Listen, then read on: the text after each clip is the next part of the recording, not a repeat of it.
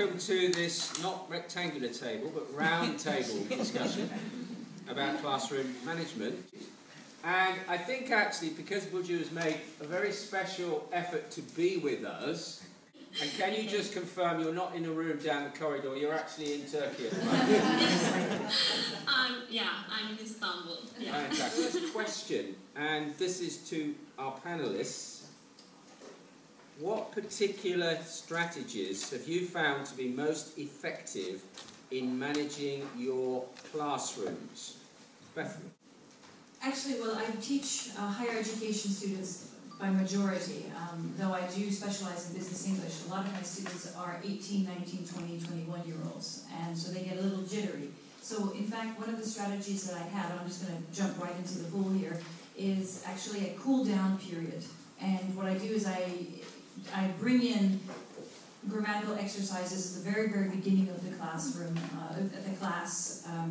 and they become a kind of extra credit incentive for my students to show up on time, because even showing up on time is sometimes something I can or cannot enforce. It depends, of course, on the institution where I work. And if I cannot enforce tardiness, then therefore what I do is to give them an incentive to show up on time, is I give them extra credit work at the beginning of every single classroom. It can be a grammatical exercise, it can be a written exercise, it can be a listening exercise. It just brings them into the classroom, and they get at the end of the year an extra 5 points or something, extra 5% off on their final grade.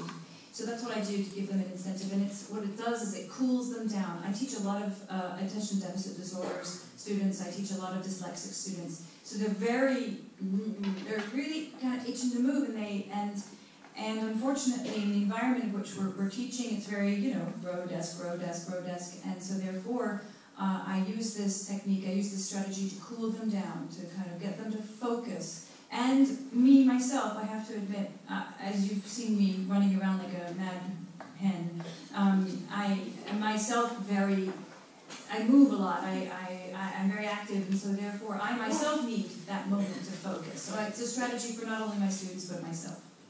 Thank you. Linda. Okay. I work in the corporate world, and right away what Bethany said about the tardiness issue is something we have to face all the time. I face it a lot the same way, which is with homework assignments when you have the opportunity to do that. And homework error correction is the first step of any session, with the idea that if you don't get there in time for it, then you don't get the answers, or you get them from your colleagues during the break or whatever. The other thing, however, that I've found the best way to get and keep people's attention and commitment to the teaching is group formation, which seems absolutely essential to me, that courses, sessions begin with learners working among themselves, without me, getting to know each other, creating a sense of group feeling and working together towards something that makes them want to continue working rather than doing other things. Icebreakers, something that gets them, and it does this same thing. For Brittany, Bethany, it's cool down. For me, it's a sense of shut out that business world, those phone calls, those emails, that meeting I have to get to right after we're finished here, and those kinds of things. Bring them into an English world, because you're often working with people that maybe don't use English all that much, except in the classroom. Thank you. Duncan. Yeah, picking up on what Linda said there, where I work in Barcelona, in our school we have corporate clients where the teachers work in companies, and we also have in our centre very young learners, as young as 3 and 4 years old, so we've got, as well as teenagers, so we've got quite a range of situations to apply, this to. Picking up on what Linda said, I think the idea of the classroom being a social space is very important, I think.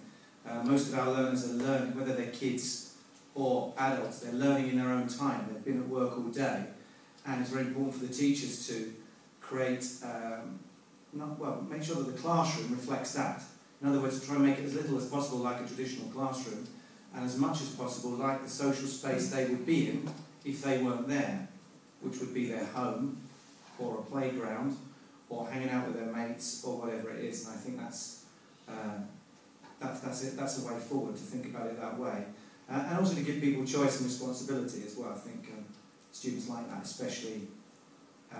Well, all students like that. It's especially important with kids, I think. So I would have them doing jobs in the class, not kind of waiting for the teacher to do it, or giving them plenty of autonomy, like giving them jobs like helping me set up the equipment, or perhaps another job is getting them to sort of monitor the use of Spanish, the mother tongue. In Spain, that's a big problem, possibly here as well. Students to come to class, adults as well, and they tend to kind of speak a lot in their own language. And giving one of the students or several of them responsibility for monitoring that kind of helps create the right atmosphere, I think, as well, or give them a sense of participation. Thank you very much. Hello, Burcu, could you give us a young learner perspective? Yeah, sure. Well, I started teaching English in adult classrooms 10 years ago. After 2 years of teaching adults, I decided to start teaching at a private school, and I was given 6- and 7-year-old students. And after the first lesson, I remember thinking that I made a big mistake. I guess I was expecting a group of little children waiting for me to teach English to them from the first moment I arrived to the last moment of the lesson. But it was not the reality, of course. They were walking around, talking to each other. At least 6 students came to me and said, "I have to go to the toilet." And there were a couple of students who were sad and missing their moms. Yeah, that was terrible. And that 40-minute lesson was like actually a year to me. After that first lesson, I read as many articles as I could find about classroom management, and it was very useful. Of course, I can't say that I became an expert all of a sudden, but I started improving my classroom management skills and saw the results immediately. Yeah, first of all, I think that building rapport with children is the most important thing. If they love me and my lesson, learning comes easily. Also, establishing routines makes the young learners feel secure and save a lot of time and explanation in the long run. Once they get used to the routines you set, you will see that your classroom will run more smoothly. For example, I start the lessons with a song or a chant, or I ring a handbell, this one, to indicate that an activity is finished. This is my favorite one. I use this bell instead of saying, "Stop what you're doing and look at the teacher." In order to establish this routine, of course, we practice it a couple of times.